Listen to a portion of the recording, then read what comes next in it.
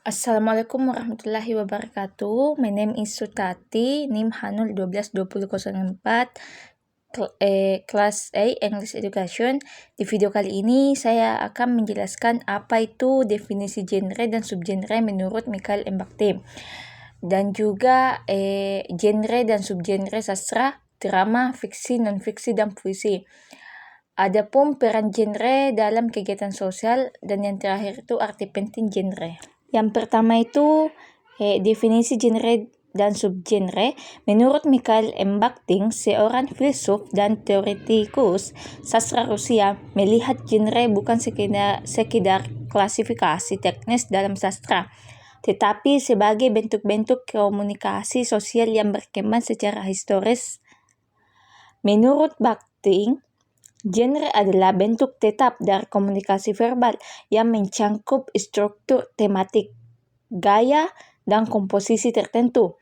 Genre berbentuk dari kebutuhan interaksi sosial dan pengalaman kolektif. Sedangkan subgenre adalah variasi lebih kecil dari genre utama yang mempertajam atau mengkhususkan karakteristik genre tersebut dengan kebutuhan atau konteks sosial tertentu. Jadi, genre dan subgenre tumbuh bersama di kehidupan sosial manusia dan berfungsi untuk merespon situasi komunikasi tertentu. Selanjutnya itu genre dan subgenre sastra, drama, fiksi, non-fiksi, dan puisi.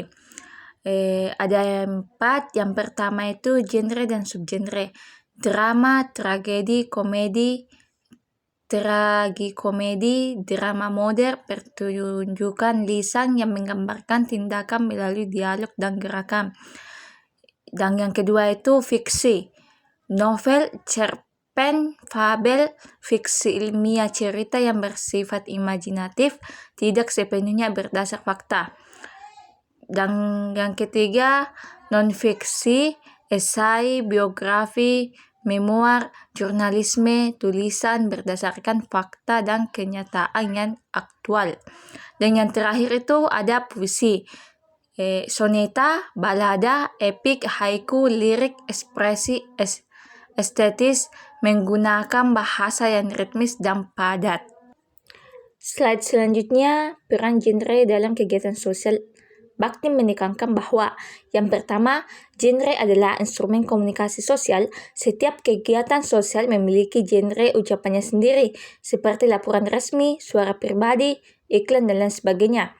Dan yang kedua itu, genre membantu mengatur interaksi dengan menyediakan struktur. Genre memungkinkan orang memahami harapan dalam situasi komunikasi. Dan yang ketiga itu, genre memperjelas maksud dan konteks. Tanpa mengenali genre, makna sebuah teks atau ucapan bisa menjadi kabur. Adapun contoh dari penjelasan di atas, contohnya sebuah pidato pernikahan memiliki genre berbeda dari surat bisnis walaupun keduanya berbentuk kata-kata.